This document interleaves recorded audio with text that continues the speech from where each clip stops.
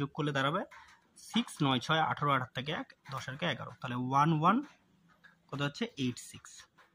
এটা তাহলে আমাদের এই পোর্শনটা এবার আমাদেরকে গুণ করে বসাতে হবে। তো এই পোর্শনটা গুণ করে কি করে বসাবো?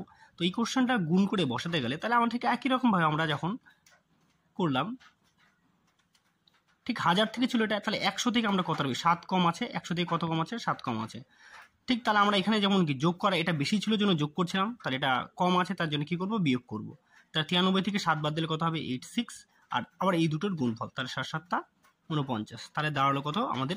86, দাঁড়ালে 8649। তাহলে আমরা বসাবো, এক ঘর ছেড়ে দিয়ে বসাবো 8649।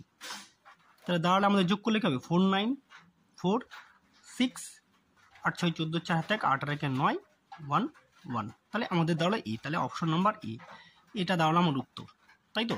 এবার এটার প্রতি আমি একটু বেসিক কমন সেন্স লাগাই। বেসিক যে জিনিসটা হচ্ছে, বেসিক